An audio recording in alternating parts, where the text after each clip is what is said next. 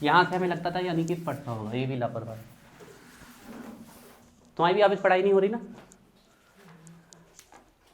Homework तो रोज लिख रहे ना, देख ले कॉपी, सब बराबर है। देखो अगर ये प्रोसेस एग्जाम में आएगी तो इतनी बड़ी प्रोसेस तो 5 नंबर में कभी आएगी नहीं।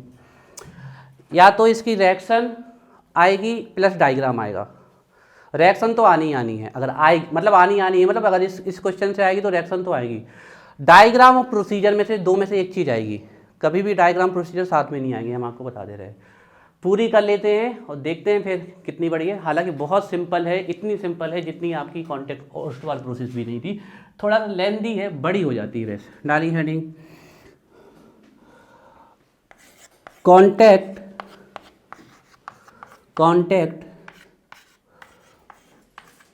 Process of manufacturing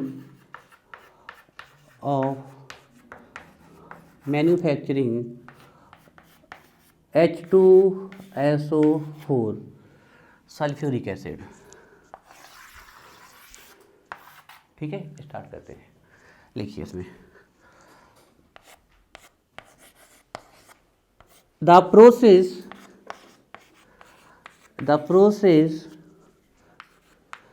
it takes place. तुम्हें करने से वहां से दिखता है? The process is take place in the following steps. In the following steps. देखिए सबसे इंपॉर्टेंट पार्ट है इस रिएक्शन का, इसके ये ही सबसे इंपॉर्टेंट है। अगले 10 मिनट का सबसे इंपॉर्टेंट है, इसके बाद तो इसमें सब थ्योरी है और कुछ नहीं है। 10 मिनट का अगले बहुत इंपॉर्टेंट है, ध्यान रखिए। तो फर्स्ट पॉइंट लिखिए, फॉर्मेशन ऑफ, फर्स्ट पॉइंट है फॉर्मेशन ऑफ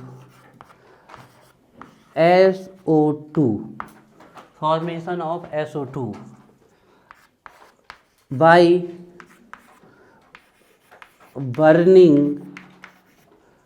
बर्निंग सल्फर। ध्यान रखिएगा, हम सल्फर का नेचुरल फॉर्म लेंगे यहाँ पर, जो कि एसिड होता है, नॉट सिंबॉलिक फॉर्म।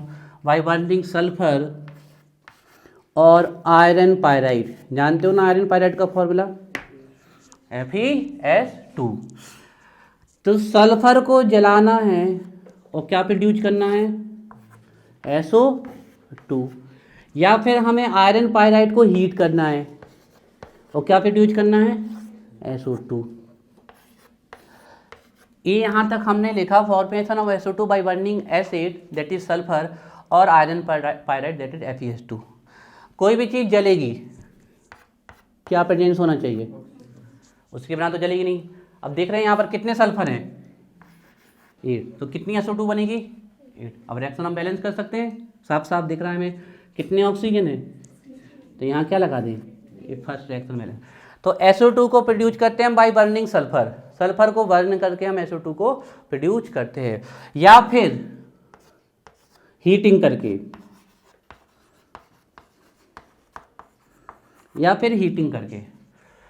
हीट भी कर रहे हैं तो वहां भी क्या प्रेजेंस होगी आपकी? ऑक्सीजन। कोई भी चीज गर्म कर रहे हैं तो वहां मतलब हीट के लिए कुछ तो हमने लगाया है, और अगर टेम्परेचर जनरेट हो रहा है तो मतलब कोई चीज वहां पर है जो ऑक्सीजन के प्रेजेंस में कंबस्ट हो रही है। तो हीटिंग के लिए भी हमें क्या चाहिए? ऑक्सीजन। अब हीटिंग और बर्निंग में से भी यहाँ एक फर्क है, इसको जलाया गया है, इसको सेका गया है, इसको बोलते हैं roasting. This is called roasting. जैसे ब्रेड की क्या होती है? रोस्टिंग। तो इसको सेका गया है, तो इसके लिए भी हीट के लिए ऑक्सीजन चाहिए। बनना है आपका SO2। हम आपको अगर एक चीज बता दें तो क्या आप इस रिएक्शन को बैलेंस कर जाओगे?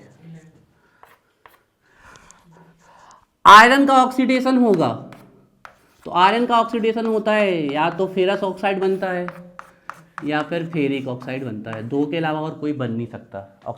एक तीसरा ऑक्साइड होता है जो इन दोनों का मिक्सचर होता है, डेट इज Fe3O4। ठीक है, तो फेरस या फेरिक में से कुछ एक बनेगा। फेरिक में से, तो हमारे बनने वाला है फेरिक ऑक्साइड Fe2O3। अब क्या रिएक्शन बैलेंस कर जाओगे? ऑक्सीजन में 11 आ गया। सल्फर कितने? 4 2 जा 8। अब ऑक्सीजन देखें हम, 16 और 6 22, कितना लगा दें हम? तो ये दोनों मेथड सबसे पहले याद होनी चाहिए, और आपको सिर्फ इस साइड का देखना है, उस साइड अपने आप होगा।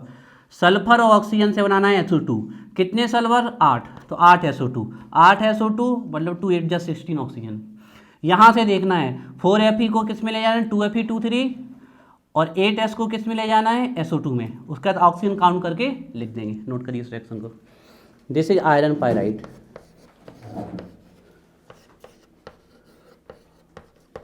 This is iron pyrite.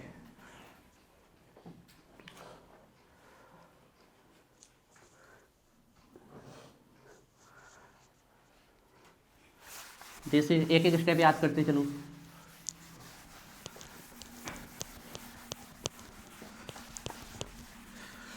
Sorry second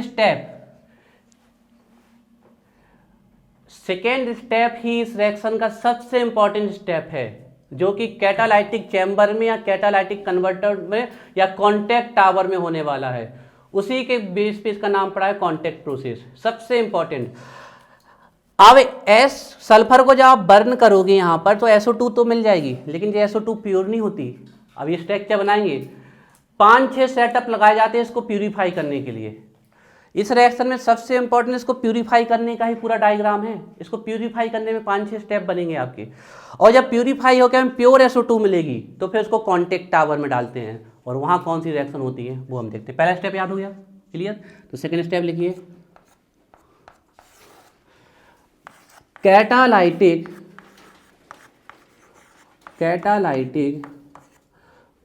oxidation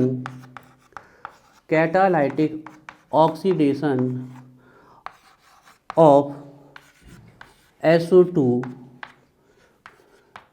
into SO3। Step तो बहुत सरल है, हम बड़ी आसानी से SO2 को किस में ले जा सकते हैं? SO3 में। तो रिएक्शन में तो हमें दिक्कत आनी नहीं वाली है। जे लिखा हमने SO2 और इसको किस में ले गए? SO3 में। बड़ी आसानी से हमारा कैटालाइटिक ऑक्सीडेशन हो गया। ठीक है, ऑक्सीडेशन के लिए क्या चाहिए? ऑक्सीजन। अगर हम यहाँ सिर्फ 2 लिख दें तो अब आप लोगों को रिएक्शन बैलेंस दिखने लगेगी। समझ में आ रहा है? अब आगे बैलेंस के लिए क्या करना है हमें? यहाँ भी क्या लिखना पड़ेगा?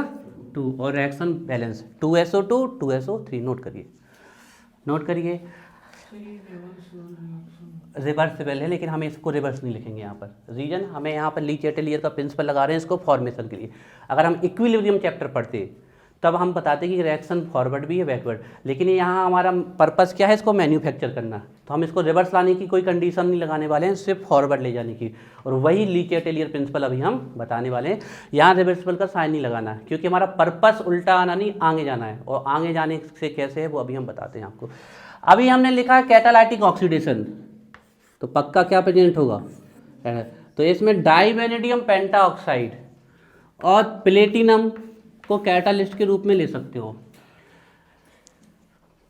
प्लेटिनम को हम ओस्वाल प्रोसेस में ले सकते थे, उसमें रूडियम भी ले सकते थे, दोनों ही महंगे कैटालिस्ट हैं। लेकिन डाइवेनेडियम पेंटाऑक्साइड एक चीप कैटालिस्ट है जो सस्ता मिलता है, और प्लेटिनम कैसा है? बहुत महंगा। तो ज़्यादातर लोग इस रिएक्शन में किसका यूज करते हैं as a catalyst? B2O5 divanadium pentoxide. इसका सिर्फ एक ही रीजन है कि ये चीप है और ये बहुत महंगा है आपका, कॉस्टली है आपका।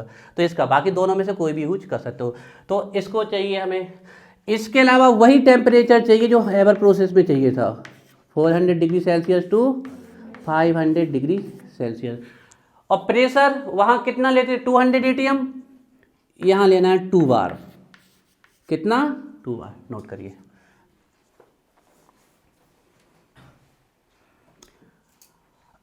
अब ये रिएक्शन भी आपकी एक्जोथर्मिक है, तो डेल्टा H एंथैल्पी चेंज कैसा होगा?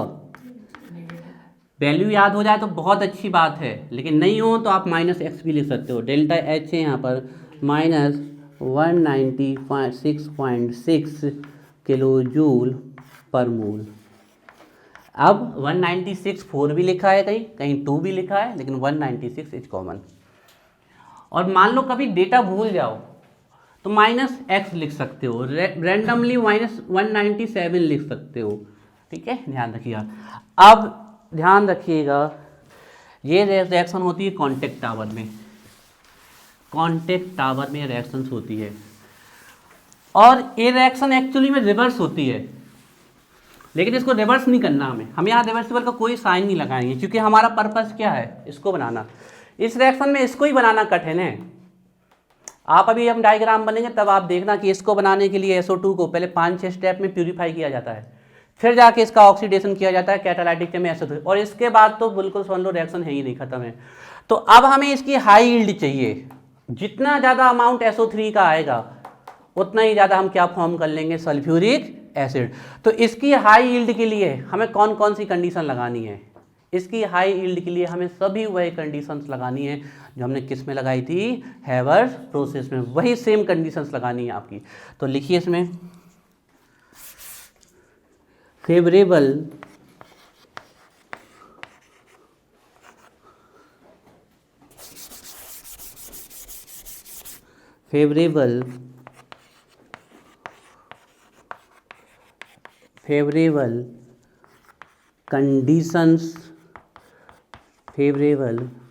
कंडीशंस फॉर हाई यील्ड, या फिर आप ले सकते हो high amount,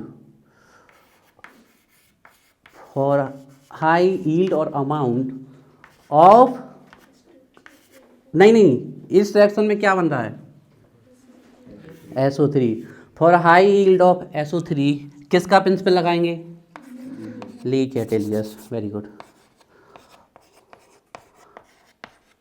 according to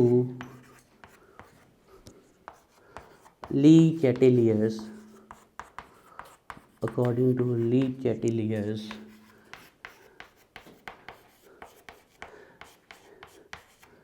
principal. तो सबसे पहला, अब आप एक चीज़ ध्यान रखिएगा, आप कहोगे सर हैबर प्रोसेस में तो हमने लगाया था 200 ATM का प्रेशर, इसके बाद हमने ओस्टवाल प्रेशर में लगाया 9 बार का प्रेशर, और इसमें लगा रहा है 2 बार का प्रेशर। ध्यान रखिएगा हमारे ऊपर कितना प्रेशर लग रहा है पता है किसी को, 1 ATM। हमारे ऊपर कितना प्रेशर लगा हुआ है, 1 एटमॉस्फेरिक प्रेशर लगा, 760 mm of Hg, height of mercury, वो प्रेशर लग रहा है। अब इसके बाद जितना भी प्रेशर आप बढ़ाते जाओगे वो एक्स्ट्रा प्रेशर होगा, तो इसमें कितना प्रेशर लग रहा है, 2 बार। तो इस रिएक्शन के लिए भी ये हाई प्रेशर है, क्योंकि नॉर्मल से कैसे जा रहे हैं, बढ़ के जा रहे हैं, बात समझ में आ रही है। तो इस रिएक्शन के लिए हाई प्रेशर ही कंडीशन किया जाएगा, ध्यान रखिएगा, क्योंकि नॉर्मल पे तो कर नहीं रहे हम, नॉर्मल प्रेशर तो कह नहीं सकते ना इसको, क्योंकि नॉर्मल होता जब हम इन नॉर्मल कंडीशन पे करते, नॉर्मल से कुछ ज़्यादा जा रहे हैं तो कोई वैक्यूम की हेल्प ले रहे हैं हाई प्रेशर को क्रिएट करने में। तो लिखिए फर्स्ट हाई प्रेशर, बताओ क्यों हाई प्रेशर लेना है हमें। ली चैटेलियस साहब हमेशा ये कहते हैं कि अगर आप प्रेशर ज़्यादा लगाओगे तो रिएक्शन वहाँ प्रोसीड होंगी जहाँ मोल्स डिक्रीज होते होंगे। तो आप देख लो कि यहाँ मोल्स कितने हैं और यहाँ मोल्स कितने हैं, यहाँ है आपके 2 और 1 3, और यहाँ मोल कितने 2, मतलब यहाँ मोल्स घट रहे हैं। प्लस ये SO3 किस में कन्वर्ट होती जानी है, सल्फ्यूरिक एसिड में, और वो सल्फ्यूरिक एसिड का अमाउंट निकालते जाएंगे। एक्चुअली में सल्फ्यूरिक एसिड बाद में बनता है, पहले ओलियम बनता है, ओलियम से सल्फ्यूरिक एसिड बनेगा आपका, तो ओलियम को निकालते जाएंगे तो वॉल्यूम और घटेगा। तो हाई प्रेशर हम इसलिए लगा रहे हैं, एक तो सेल्फ आपके मोल्स डिक्रीज हो रहे हैं, दूसरा हम आर्टिफिशियली भी उसको डिक्रीज कर रहे हैं। तो हाई प्रेशर जब भी हम लगाएंगे तो रिएक्शन प्रेशर और वॉल्यूम आप लोग जानते हो इन्वर्सली प्रोपोर्शनल है। तो अगर आप प्रेशर बढ़ाओगे तो रिएक्शन वहाँ शिफ्ट होगी जहाँ वॉल्यूम कम है। आप क्लियर देख सकते हो रिएक्शन से भी वॉल्यूम कहाँ पे, यहाँ पे कम है, यहाँ 3 मोल है और यहाँ पर 2 मोल। देखिए high pressure as reaction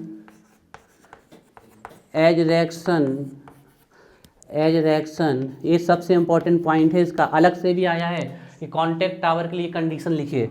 as reaction takes place with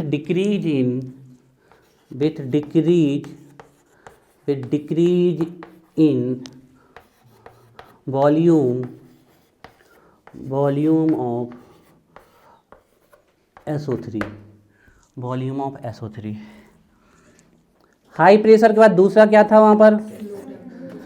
अब आप लोग कहोगे सर टेम्परेचर तो बहुत हाई रखा है आपने, 4 to 500 डिग्री सेल्सियस।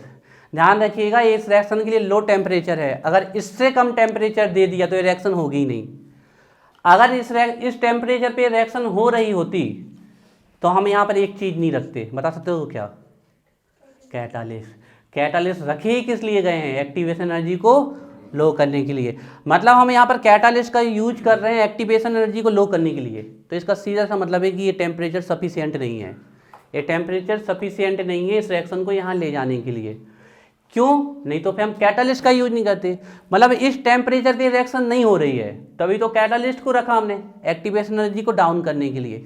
तो यहाँ पर हम इस जो टेम्परेचर ले रहे हैं रिएक्शन के लिए एक्चुअली में लो टेम्परेचर है, आप ध्यान रखिएगा।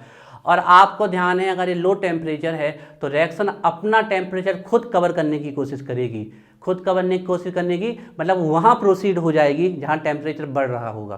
तो आप चेक करिए रिएक्शन में इस तरफ अगर एक्जोथर्मिक है तो इस तरफ क्या होगी? एंडो। तो इस तरफ टेम्परेचर क्या हो रहा है? बढ़ रहा है, तो रिएक्शन कहाँ प्रोसीड होगी? इस तरफ, एक्जोथर्मिक की तरफ। तो लो टेम्परेचर इससे कम नहीं रख सकते, इससे कम रखा तो रिएक्शन स्टॉप ही हो जाएगी। ये टेम्परेचर लो है इस रिएक्शन के लिए, ये ध्यान रखिएगा, ये लो टेम्परेचर कहा जाएगा, या फिर आप उपरयुक्त बोल सकते हो, ऑप्टिमम भी बोल सकते हो। लो टेम्परेचर क्यों ले रहे हैं? रीजन पता है? As reaction is exothermic, as reaction is exothermic. अब जैसे ही टेम्परेचर लो रखा समस्या आ गई, जैसे ही टेम्परेचर लो किया समस्या आ गई। रिएक्टेंट को प्रोडक्ट में जाने के लिए एक लिमिटेड अमाउंट ऑफ एनर्जी चाहिए, that is called activation energy. अब जैसे ही हमने लो टेम्परेचर किया तो ये रिएक्टेंट इस एक्टिवेशन एनर्जी तक तो पहुंच नहीं पा जाएंगे, तो हम क्या करें? इस एक्टिवेशन एनर्जी को ही कम कर दें, और एक्टिवेशन एनर्जी को जो सब्सटेंस कम करते हैं उन्हीं का नाम क्या है? कैटालिस्ट। तो थर्ड पॉइंट लिखिए, point third, presence of catalyst.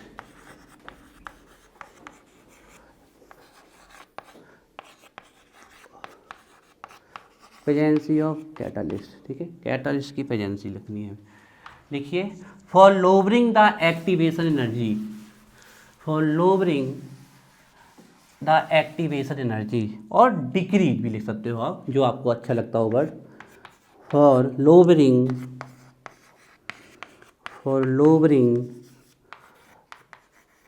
The activation energy, for lowering the activation energy, for lowering the activation energy as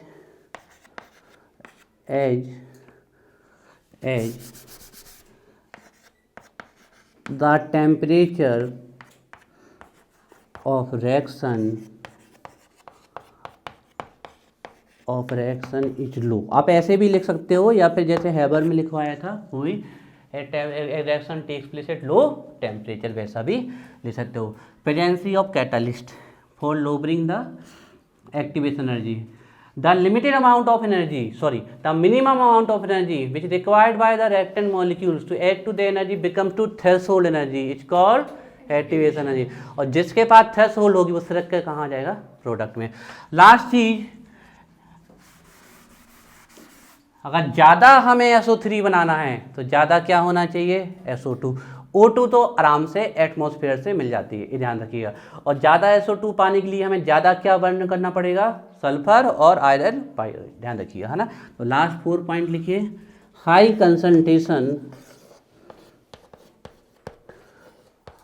concentration of SO2 and O2।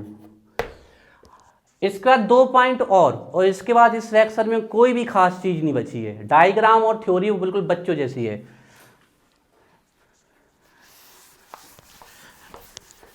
जल्दी से 30 सेकंड में इन पॉइंट को पढ़िए और फिर आगे चलते हैं।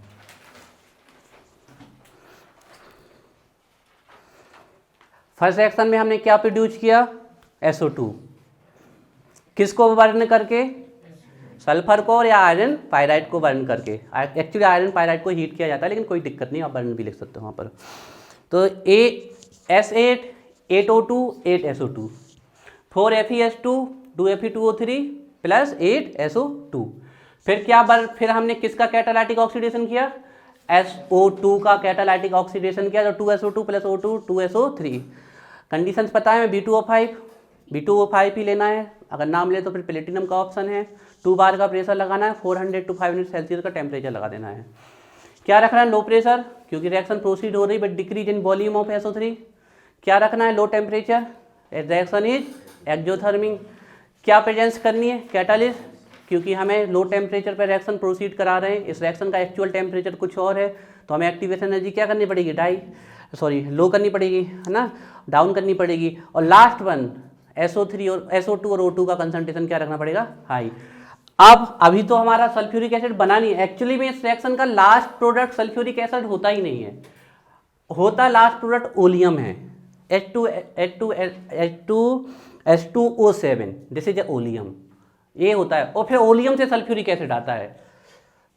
तो फर्स्ट स्टेप, सेकेंड स्टेप, और सेकेंड स्टेप में हमने ये आपके फेवरेबल कंडीशंस लिखी, और अब आया थर्ड स्टेप, थर्ड वन लिखिए आप, third one high,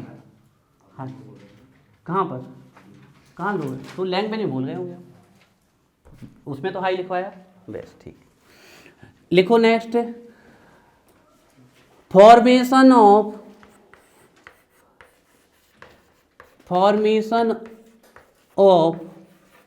oleum, formation of oleum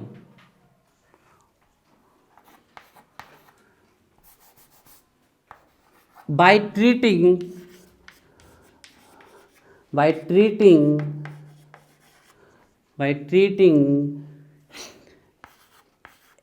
SO3 with 98% concentrated H2SO4। अब आप लोगों के दिमाग में एक बहुत बड़ा डाउट आ गया होगा कि सर हम H2SO4 बना रहे हैं तो H2SO4 खर्च क्यों कर रहे हैं।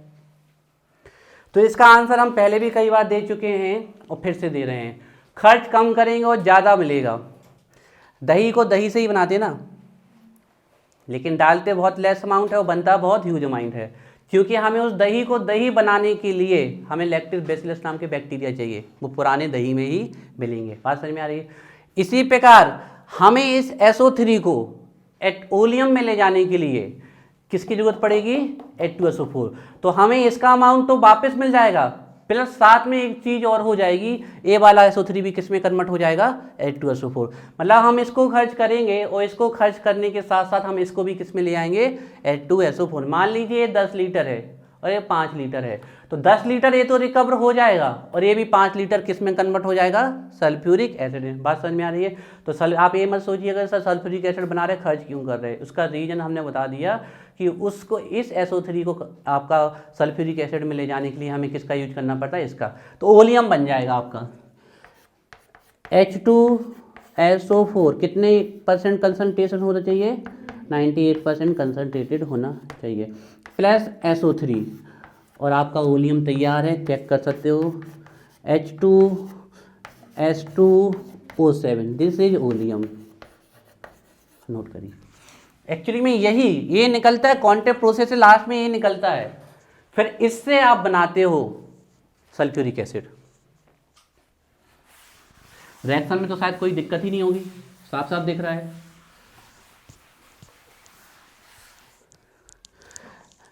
H2S2 4O3O7। अब ये कांटेक्ट प्रोसेस का काम खत्म, अब ये ओलियम मिल गया। अब आप चाहते हो कि आपको पतला सल्फ्यूरिक एसिड चाहिए डाइल्यूट, तो इसमें ज़्यादा पानी मिला दो, और अगर आप चाहते हो कि इससे कंसंट्रेटेड सल्फ्यूरिक एसिड आए तो इसमें कम पानी मिला दो। पानी ही मिलाया जाता है और कोई सॉल्वेंट नहीं मिलाया जाता है, पानी में बड़े आसानी से डिजोल्व हो जाता है। मतलब हम इससे डिजायर्ड कंसंट्रेटेड का सल्फ्यूरिक एसिड पा सकते हैं जो कंसंट्रेशन का हमें सल्फ्यूरिक एसिड चाहिए। लेकिन क्या किससे ट्रीट करना पड़ेगा इसको? वाटर से। कॉन्टैक्ट प्रोसेस का लास्ट प्रोडक्ट ओलियम है। कॉन्टैक्ट प्रोसेस से सल्फ्यूरिक एसिड नहीं मिलता है, ये बात ध्यान रखिए। लेकिन नाम कभी भी आपके एग्जाम में ऐसे नहीं आएगी कि ओलियम बनाने की कॉन्टैक्ट प्रोसेस दीजिए, क्योंकि सब कुछ हम कर ही किसके लिए रहे हैं? Sulphuric acid. अगर ये नहीं बनेगा तो सल्फ्यूरिक एसिड भी नहीं बनेगा। फाइनली लास्ट आपकी इसका है, और फिर इसके बाद डायग्राम आएगा, और डायग्राम के बाद आपका पूरी उसकी प्रोसीजर आएगी, है ना, जो सब कुछ अभी है। तो देखिए 4th number point, formation of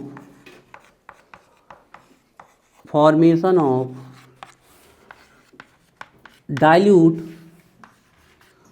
और फॉर्मेशन ऑफ डाइल्यूट और concentrated sulphuric acid by adding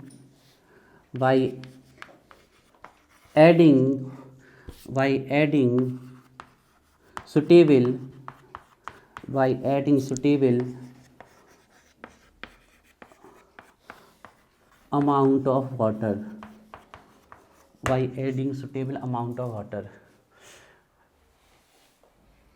आप समझ लो, हम एक हाइपोथेटिकल एग्जाम्पल से इसको समझा रहे हैं। आज समझ लो आपको कोई एक लिक्विड मिल गया।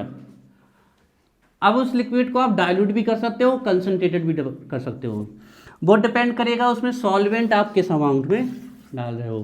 तो सुटेबल अमाउंट का यहाँ मतलब है कि अगर डाइल्यूट चाहिए तो ज़्यादा डालो, और अगर ये कम होगा तो ये कंसंट्रेट आएगा, ध्यान रखिएगा।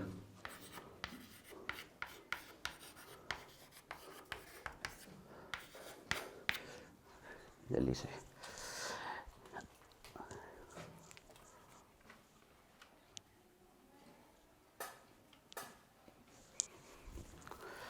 देखो, अगर ये प्रोसेस आएगी तो ये तो आएगा ही आएगा, इसका तो कोई है ही नहीं ऑप्शन। इसके साथ या तो प्रोसीजर आएगी या डायग्राम आएगा, हम बता रहे, दो नहीं आएंगे कभी भी साथ में।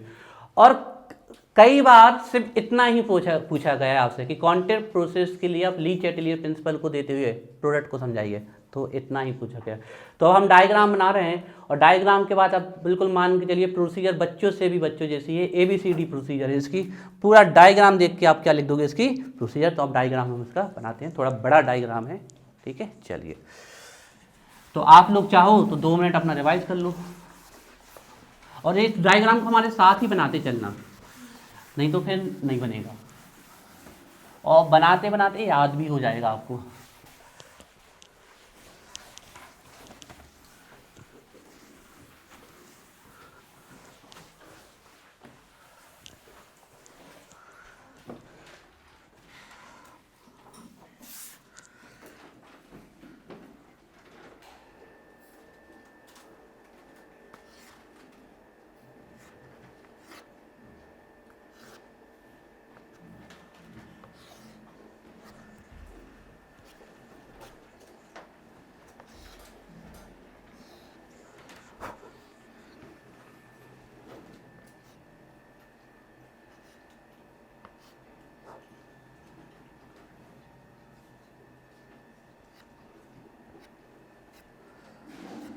चलो आप लोग भी हमारे साथ बनाते चलो, तो फिर बनेगा नहीं।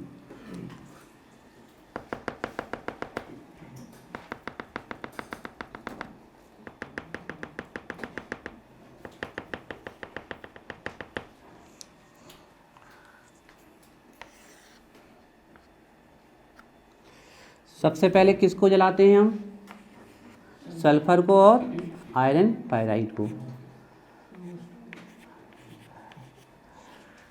लेकिन नहीं होगा ये जब तक हम यहाँ क्या पास नहीं करेंगे, ऑक्सीजन पास नहीं करेंगे, एयर। एक्चुअली में एयर पास की जाती है, तो एयर में वो कौन सी चीज़ है जो कंबस्टन में हेल्प की होती है?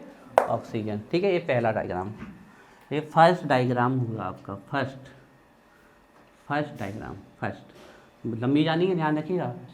ऐसे पेज में ना आ पाएगी वर्टिकल में, या फिर छोटा छोटा बनाना, हॉरिजेंटल में आ पाएगी।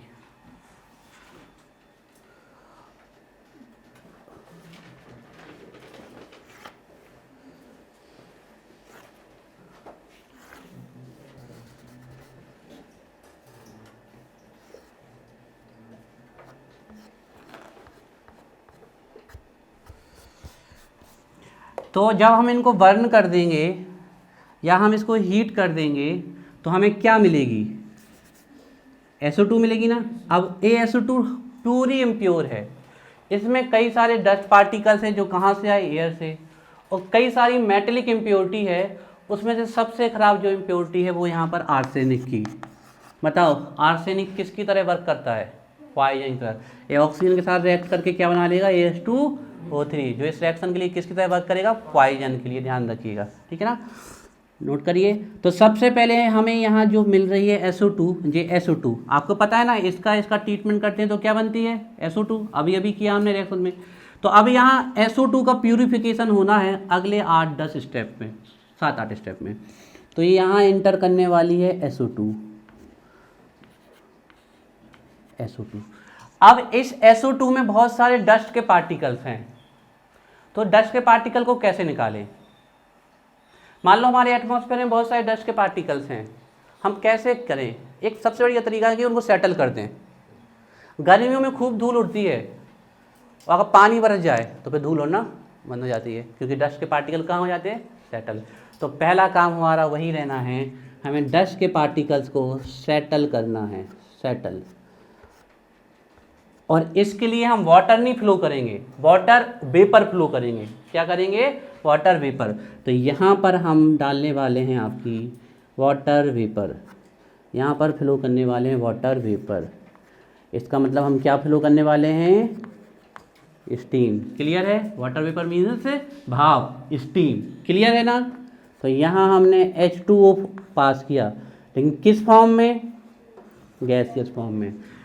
क्योंकि इस चैम्बर में यहाँ पर जितनी भी डस्ट पार्टिकल प्रेजेंट है वो सब यहाँ नीचे आके जमा हो जाते हैं, सब यहाँ नीचे आके जमा हो जाते हैं, सब यहाँ नीचे आके जमा हो जाते हैं।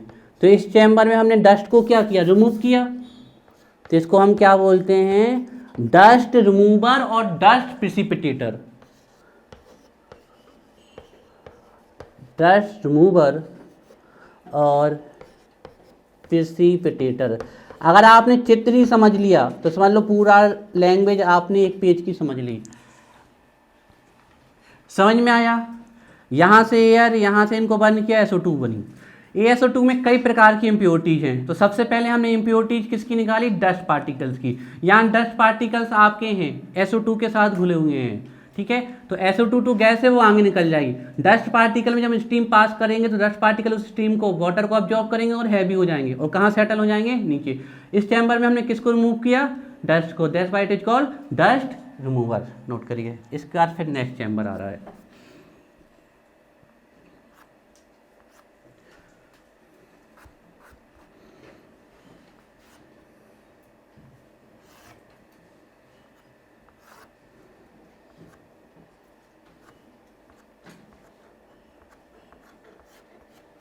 यह है नेक्स्ट चैम्बर।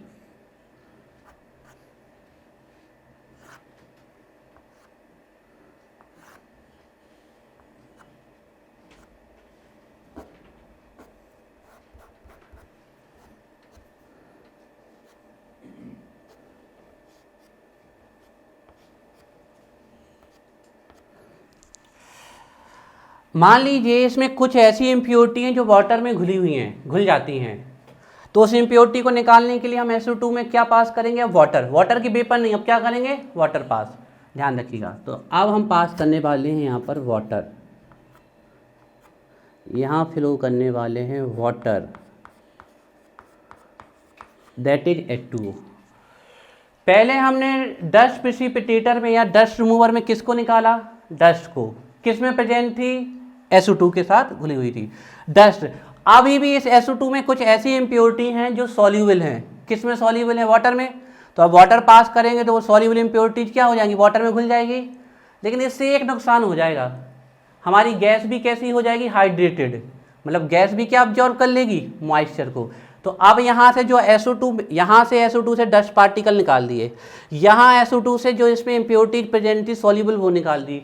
लेकिन आप जानते हो गैसेस भी मॉइस्ट हो जाती हैं, गैसेस भी क्या हो जाती है, मॉइस्ट। तो यहाँ से एक दिक्कत होगी, अब जो यहाँ SO2 मिलेगी वो हमें मॉइस्ट मिलेगी, ध्यान रखिए। तो अब मॉइस्ट गैस को डीमॉइस्ट करने के लिए, डिहाइड्रेट करने के लिए कौन सा एजेंट लगाएंगे, डिहाइड्रेटिंग एजेंट लगाएंगे। तो तीसरा वही है आपका तीसरा डायग्राम। ऐसे डिब्बे डिब्बे बनने हो कुछ नहीं, ध्यान रखिएगा। अच्छा, इसका नाम है आपका वॉशिंग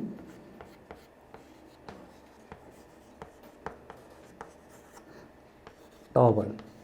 वॉशिंग टावर बोलते हैं इसको, या इसका नाम स्क्रबर भी है, इसको स्क्रबर भी बोलते हैं, वॉशिंग टावर।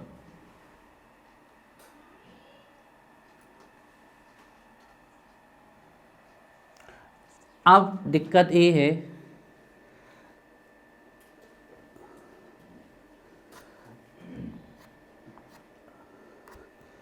अब दिक्कत ये है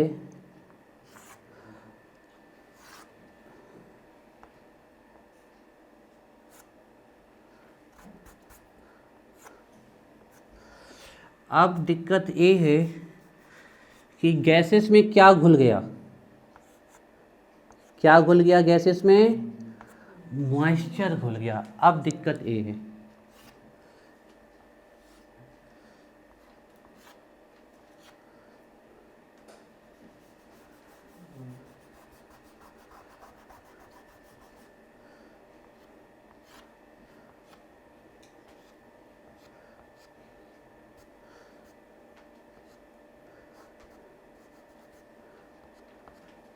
अब दिक्कत ये है कि गैसेस में मॉइस्चर घुल गया। तो मॉइस्चर को अलग करने के लिए कौन सा एजेंट लगा देंगे? डिहाइड्रेटिंग एजेंट लगा देंगे, और इसके लिए हम डालेंगे कंसंट्रेटेड H2SO4। डस्ट रिमूवर और डस्ट प्रिसिपिटेटर, वॉशिंग टावर, या इसी को बोलते हैं स्क्रबर। और ये होता है आपका डिहाइड्रेटिंग टावर, इसको बोलते हैं हम डिहाइड्रेटिंग टावर।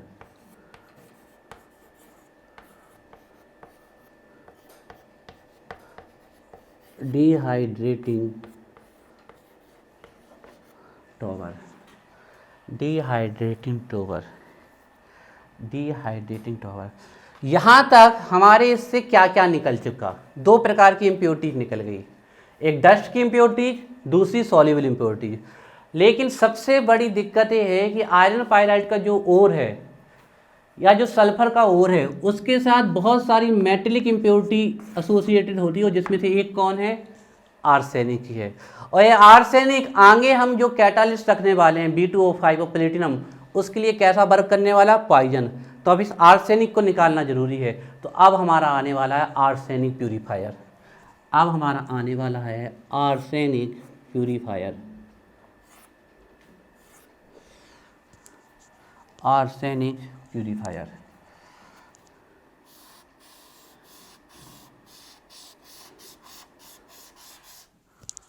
Arsenic purifier. किताब कैमरा देख लिया आपने?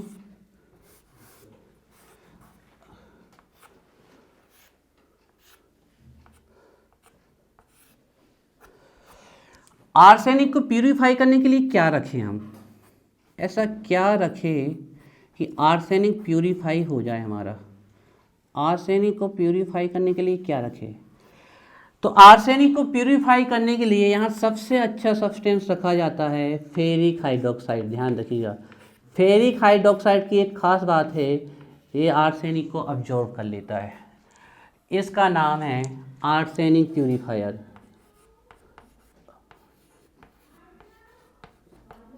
Arsenic purifier, this is arsenic purifier, this is arsenic purifier. Pure हो गई हमारी SO2। हमारी SO2 प्योर हो गई कि नहीं हो गई, कैसे पता चले? टेस्टिंग वगैरह लगाएं। तो अब आने वाला है टेस्टिंग बॉक्स। अब आने वाला है टेस्टिंग बॉक्स। अब आने वाला है आपका टेस्टिंग बॉक्स। अब आपका आने वाला है टेस्टिंग बॉक्स।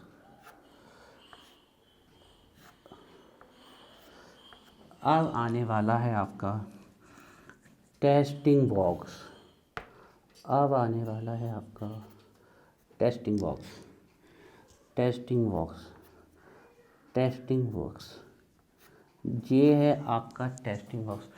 टेस्टिंग बॉक्स में हम कैसे टेस्ट करेंगे कि हमारी SO2, आप देख लो कुछ नहीं किया हमने SO2 को बनाने के बाद अभी तक, बस उसी को प्यूरीफाई करने में लगे हैं, कुछ और अभी SO3 तो बनी नहीं, कैटालाइटिक कन्वर्टर तो आया ही नहीं अभी, ध्यान रखिए कुछ नहीं किया अभी हमने, बस परेशान हुए हैं अभी तक प्योर।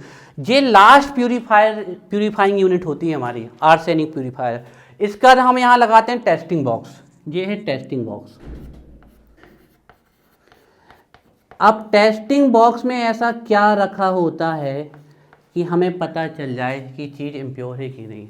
यहाँ पर स्ट्रॉन्ग बीम ऑफ लाइट पास की जाती है, स्ट्रॉन्ग बीम ऑफ लाइट, और अगर डस्ट के पार्टिकल्स होंगे आपके यहाँ पर तो वो कौन सा इफेक्ट शो कर देंगे, टिंडल इफेक्ट, मतलब वो डस्ट के पार्टिकल्स होंगे तो वो स्कैटर होने लगेंगे, तो हमें पता चल जाएगा कि SO2 में अभी भी क्या प्रेजेंट है, डस्ट प्रेजेंट है, और ये आइडियल है। तो इसके बाद ये तो कंसीडर ही किया जाता है कि आर्सेनिक होगा ही नहीं। यहाँ टेस्टिंग सिर्फ इसके लिए की जाती है कि डस्ट पार्टिकल प्रेजेंट है कि नहीं। तो यहाँ strong beam of light pass करेंगे, और जैसे ही strong beam of light pass करेंगे तो डस्ट के पार्टिकल्स होंगे तो उस लाइट को क्या करेंगे, टिंडल इफेक्ट शो करेंगे, स्कैटर, तो पता चल रही। इसके बाद बेस अब हमें SO3 बनाना है तो किस चैम्बर में चले जहाँ पर क्या रखा हुआ है, कैटालिस्ट। लेकिन कैटालिस्ट में जाने से पहले हमें टेम्परेचर मेंटेन करना पड़ेगा, कितना, 4 to 500 डिग्री सेल्सियस। तो उसके पहले यहाँ पर हम लगाएंगे हीटर, यहाँ पर लगाने वाले हैं आपका हीटर, जो हीट करे वो हीटर, जो कूल करे वो कूलर। तो अब यहाँ लगाने वाले हैं हम हीटर। हीटर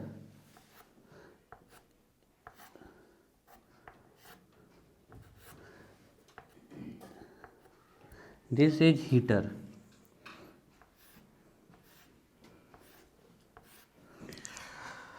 और कांटेक्ट टावर के पहले हीट करते हैं तो इसका नाम लिख देते हैं pre heater. Pre heater, pre heater, pre heater, इसका नाम है pre heater. Pre heater, pre heater. अब किस में डाल दें, किस में डाल दें हम, कैटालाइटिक कन्वर्टर में डाल देंगे इसको। लेकिन कैटालाइटिक कन्वर्टर में डालने से पहले हम यहाँ पर लिखेंगे SO2, यहाँ पर हम लिखेंगे SO2, और यहाँ की SO2 और यहाँ की SO2 में फ़र्क भी लिखेंगे हम। यहाँ की SO2 कैसी है, इम्प्योर है, और यहाँ जो SO2 मिल रही है हमें वो कैसी है, प्योर है। तो हमने आपको पहले ही बता दिया था कि सबसे ज़्यादा झंझट है इसमें SO2 को प्योर करने की। अब ख़त्म है, अब आना है आपका सीधे सीधे कैटालाइटिक कन्वर्टर, और कैटालाइटिक टावर भी बोल सकते हो इसे आप।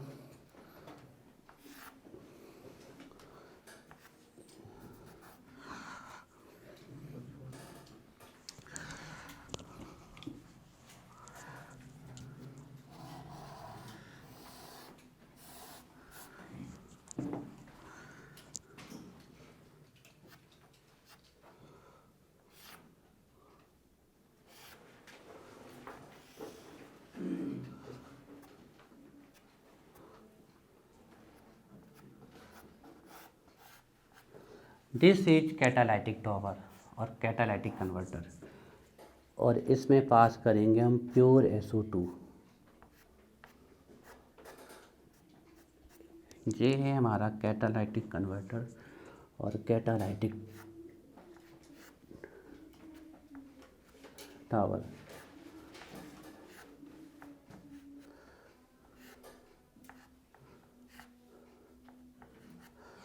This is catalytic converter.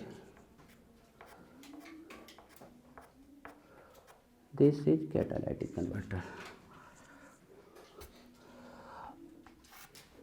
This is catalytic converter.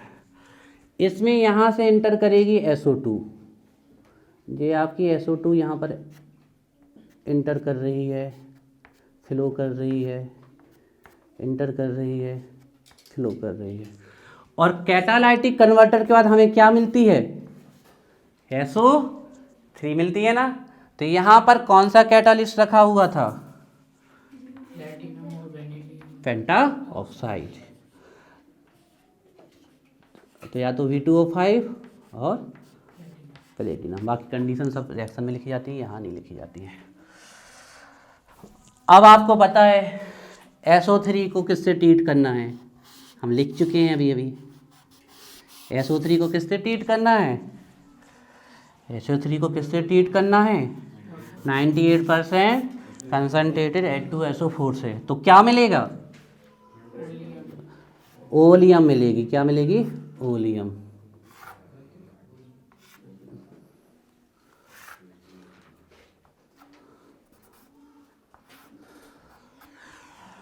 P2 और O5 और PT है ना। इसका नाम लिख लीजिए, ये बहुत इम्पोर्टेंट है। ये है कैटालाइटिक कन्वर्टर, या यही वो टावर है जिसके कारण इस प्रोसेस का नाम पड़ा है contact process. This is also called contact tower. Contact tower. क्या निकलने वाली है यहाँ से? SO3। ये SO3 अब हमारी यहाँ पर इंटर करेगी और यहाँ पर कुछ हम गिलास के पीसेस लगा देंगे, क्वार्ट्ज गिलास के। क्वार्ट्ज गिलास की खास बात है, ये वाटर को चिपका के धीरे धीरे फ्लो नीचे करता है। तो यहाँ पर हम क्या डालने वाले? पानी डालने वाले ना। यहाँ पर हम पानी नहीं, 98% H2SO4 डालने वाले हैं। H2SO4 डालने वाले हैं। तो SO3 जब 95% H2SO4 से ट्रीट होती है तो हमें क्या मिल जाता है? सल्फ्यूरिक एसिड मिल जाता ना, ओलियम। भैया इस रिएक्शन का ये लास्ट स्टेप है और यहाँ से हमें ओलियम मिलता है। ओलियम मिलता है, ओलियम ओलियम। ये यहाँ सल्फ्यूरिक एसिड नहीं है, दिस इज ओलियम। फॉर्मूला पता है? H2H2O7। और अब इस ओलियम में क्या मिलाते हैं हम, और हमारा सल्फ्यूरिक एसिड बन जाता है। ये स्ट्रक्चर खत्म, नोट कर लीजिए। यहाँ कुछ गिलासेस और लगा दें क्वार्ट्ज के। वैसे स्ट्रक्चर ज़्यादा बड़ा नहीं है, नहीं है ना ज़्यादा बड़ा। जल्दी से हमें प्रोसीजर भी लिखवानी है अभी। एक कॉन्टैक्ट प्रोसेस खत्म। यहाँ सब ऐसे ही खाली खाली रखना है, कुछ ही रखना है ना, सब खाली खाली। ये हैं ग्लास, क्वार्ट्ज गिलास है।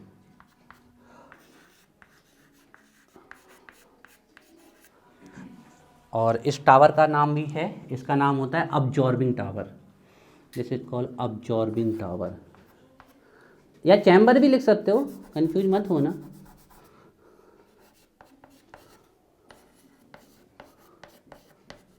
देखिए एक एक टावर के कई नाम हैं, हम वो नाम आपको लिखवा रहे हैं जो फेमस है, वो आपको आसान है। ये चित्र ऐसा बना आना ही अपने आप में एक बड़ी बात होगी, ये बात ध्यान रखिए आप।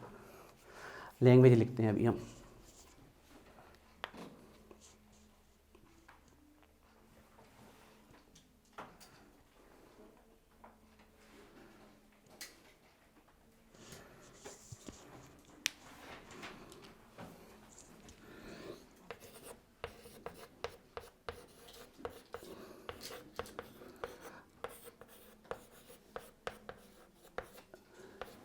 ए रिएक्शन, ए प्रोसेस 80% एंड हुई, 20% बची है जो हम लिखवा दे रहे हैं अभी। 5 मिनट लगेगा लिखने में। बना लो, आराम से बना लो, कोई दिक्कत नहीं। संडे है, आराम से 2-4 मिनट लेट भी हो जाओ, कोई दिक्कत नहीं। बना लो बना लो बना लो बना लो बना लो, आराम से बना लो। बन गया सोनिया? कंप्लीट। अब अगर आप लोग हमारी हेल्प लो भी नहीं, हाँ खींच लो फोटो बेटा, घर में जाकर बनाइए।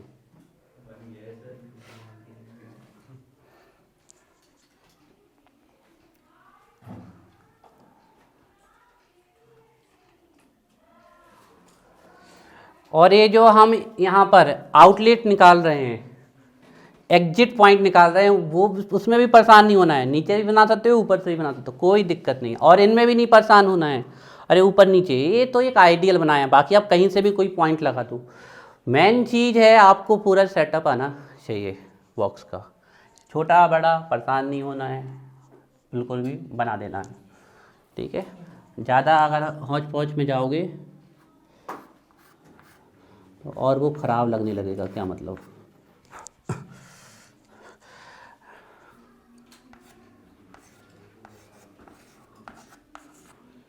और कल तो और चित्र बनने, कल तो 3 चित्र बनाने हैं आप लोगों को।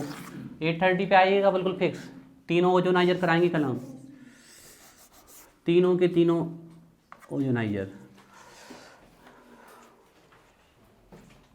क्रॉस चेक कर ले कुछ मिस तो नहीं कर गए। O2 iron pyrite FeS2 impure dust remover या डस्ट प्रेसिपिटेटर भी बोल सकते हो, प्रेसिपिटेटर वॉशिंग टावर या इसी को कूलिंग टावर भी कह सकते हो, dehydrating tower, arsenic purifier, testing Bose, pre heater, ferric hydroxide रखा है, प्योर कैटालाइटिक कन्वर्टर और contact tower, absorbing tower, quartz, सब सही है और आर फिक्स्ड।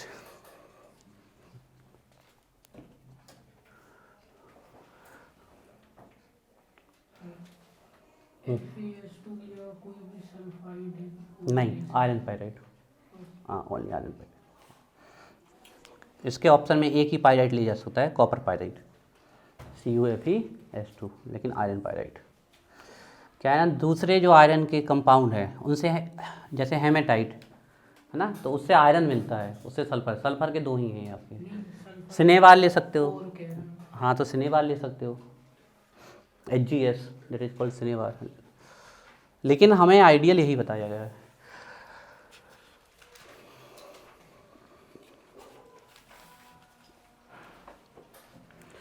पढ़ के आना बेटा, नहीं तो हम क्लास लगा देंगे, ध्यान रखना।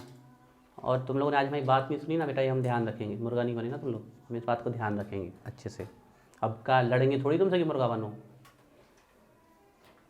बताएंगे तुम लोगों को हम, घर पे जाके बनना आधा घंटे मुर्गा, देखना कि पढ़ना आसान है कि मुर्गा बनना, पता चल जाएगा। तुमसे बड़े बड़े बच्चे एक बार में मुर्गा बन जाते हैं और तुम लोग बनते नहीं, हम कहते हैं तो बताएंगे। पढ़ना भी चाहते हो सर से, सर की बात सुनना नहीं चाहते हो। फर्स्ट पॉइंट रेडी करें पूर्वी, लिखो फिर लिखो लिखो, चलो तुम लोग याद कर लो तब तक। मैन तो वही है, ये सब तो साइड का है, मैन तो आपकी वो जो आप लिख चुके हो वो है, मैन तो वो है आपका, ध्यान रखिएगा। क्या होगा आशीष, चाय पिलाएं, नींद तो नहीं आ रही बेटा, पानी बना लो बना लो बना लो बना लो बना लो बना लो।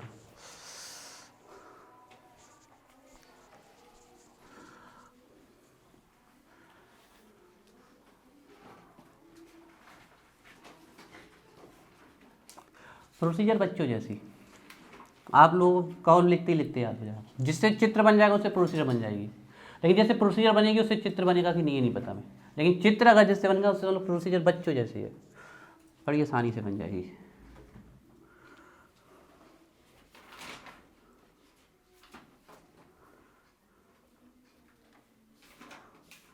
अच्छा इसका नाम नहीं लिखा हमने, इसका नाम तो लिखा नहीं हमने,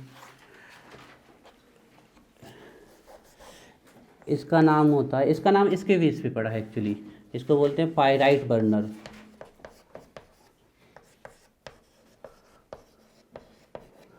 this is called pyrite burner, pyrite burner.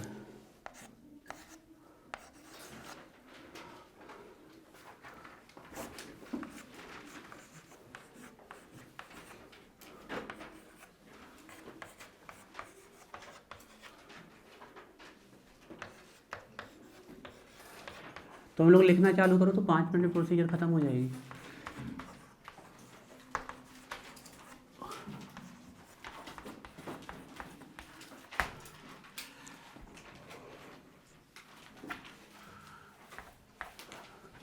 Takes place in the following steps, सबसे पहले डालिए पायराइट बर्नर, लिखवाएंगे और रुकें, सबके स्ट्रक्चर बन गया, बन गया सबका। अनिकेत टाइम है, बना लो, फोटो खींच लो, नहीं तो आज हम 2 प्रोसेस डाल देंगे आपके में, 2 नहीं 3 डाल देंगे हम, आपके पढ़ लेना, जिसने हाइड्राइड नहीं पढ़ा उसके हाइड्राइड की भी डाल देंगे हम आज। तुमने नहीं पढ़ा ना इस चैप्टर को स्टार्टिंग से, देख लेना उसको, स्टार्टिंग अभी बन जाएगा, समझ में आ गया? तो फिर सुनाना है आपको।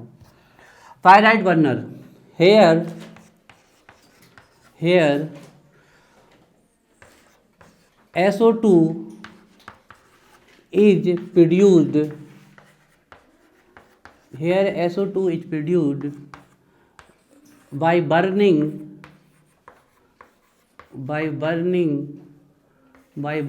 sulfur और हीटिंग, और सीधे सिंबल लिखा करो सल्फर का सीधे सिंबल, और हीटिंग आयरन पायराइड, बन जाएगा first step.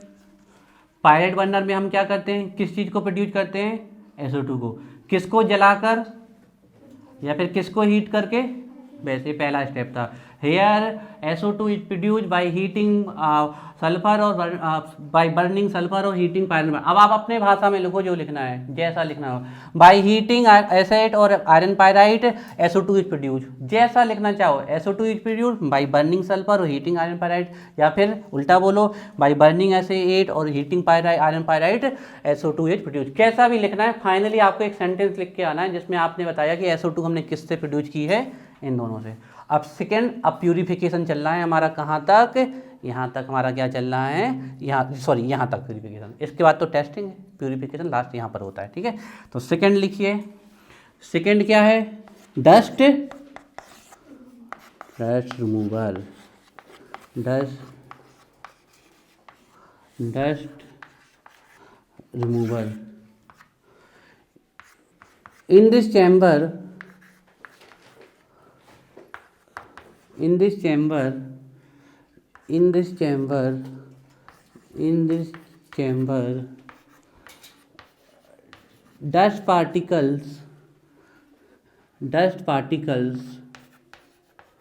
dust particles are removed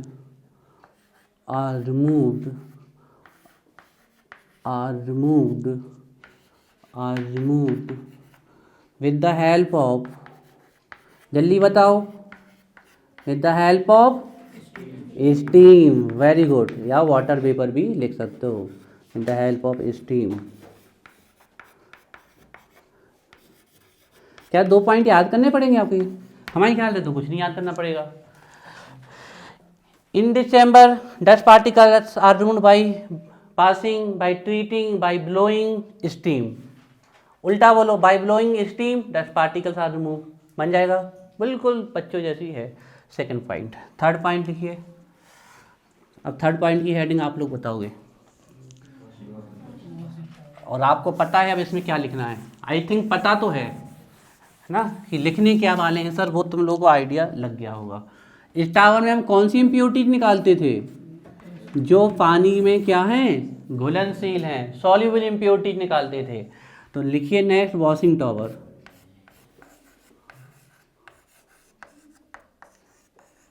देखिए आप टावर चैम्बर कुछ भी लिख सकते हो, उससे कोई दिक्कत नहीं। Hair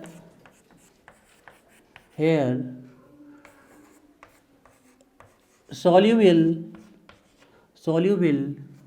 impurities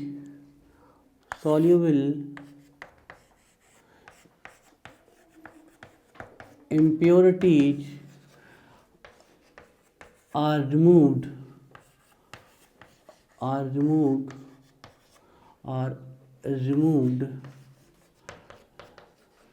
with the help of water,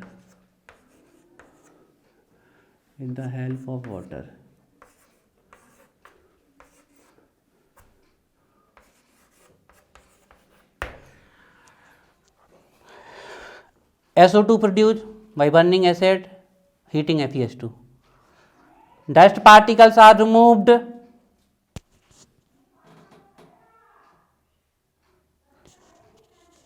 अभी कह दो 5 मिनट और लगेगा, ठीक है तो फिर 5 मिनट लगेगा अभी। Dust particles are removed by passing, by blowing, by treating with steam. Soluble impurities are removed with the help of water. Fourth point बताओ, फोर्थ पॉइंट किस किस के पापा है, मिलना है हमें, प्रज्ञा के, आई थिंक सो, तो आपके पापा जी से मिलना है। और किसके, आयुषी के नहीं।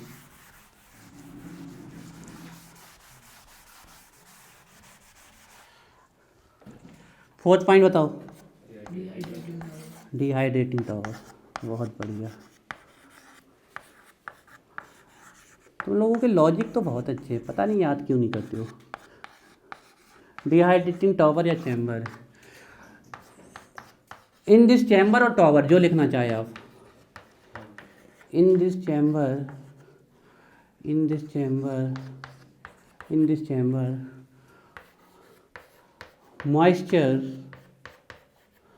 moisture is removed, in this chamber moisture is removed, moisture is removed, moisture is removed with the help of dehydrating agent, या means concentrated H2SO4, with the help of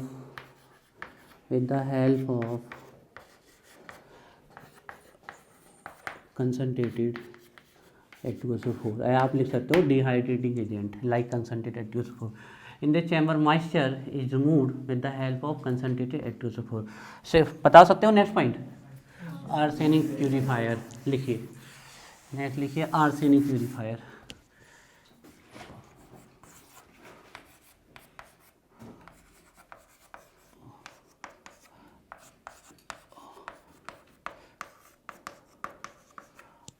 arsenic purifier, here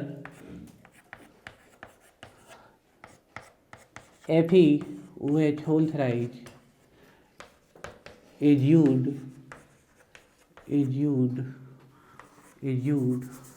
here FeOH thrice is used for removing,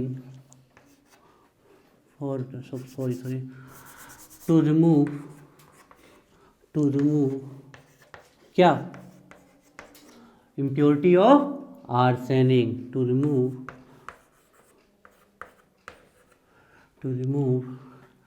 impurities of arsenic।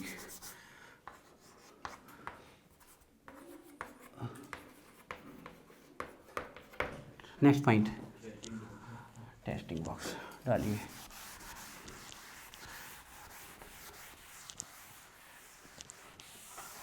Hair या लिख लो in this chamber, testing box, testing box,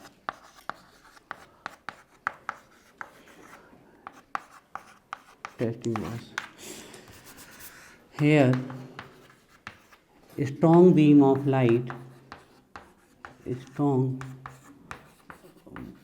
beam of light, strong beam of light, strong beam of light is used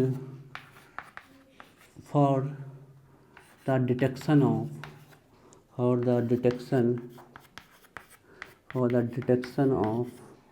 कौन से particles, dust particles, dust particles, dust particles, dust particles. देखिए pre heater का कोई मतलब नहीं हो तो उसको सिर्फ हीट करते हैं, तो उसके बारे में कुछ ही लिखना है, सीधे लिखिए कॉन्टैक्ट टावर।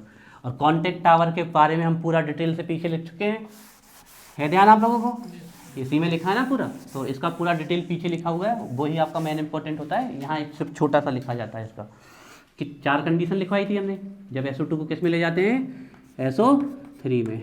डाली हेडिंग कॉन्टैक्ट टावर या कैटालाइटिक कन्वर्टर, जो आपको अच्छा लगता हो कोई एक लिख लीजिए, contact tower. Here SO2 is converted into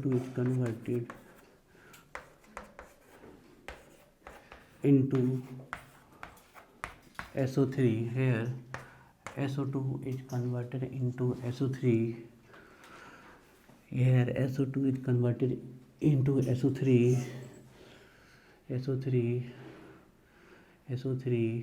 under कौन सी कंडीशन, अंडर कौन सी कंडीशंस पता है ना? Low temperature high pressure. सब सुटेबल कंडीशन हम लिख चुके हैं। अंडर सुटेबल कंडीशंस नोट करिए। लास्ट टावर बचा है। और किससे ट्रीटमेंट कराएंगे? किसका ट्रीटमेंट कराएंगे? क्या बनेगा? देखिए नेक्स्ट डालो absorbing tower.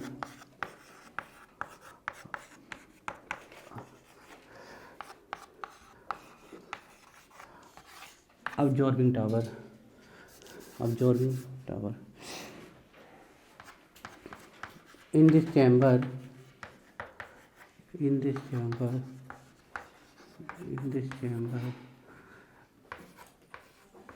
SO3, in this chamber, oleum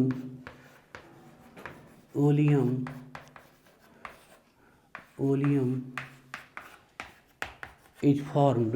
In this chamber, oleum is formed by treating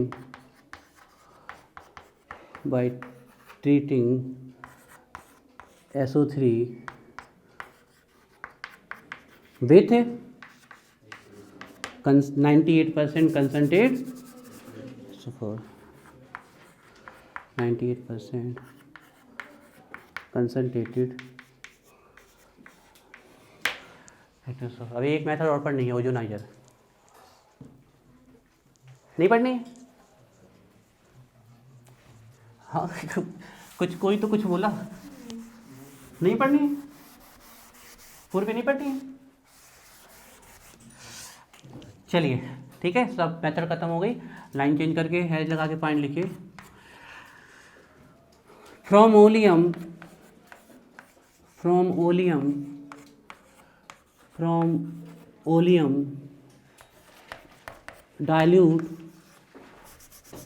dilute or concentrated H2SO4 can form by adding बता सकते हो? suitable amount of water, by adding suitable amount of water।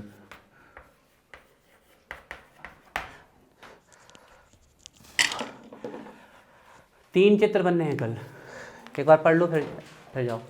पूरी method पढ़ो इस चीज़ से, फिर जाओ।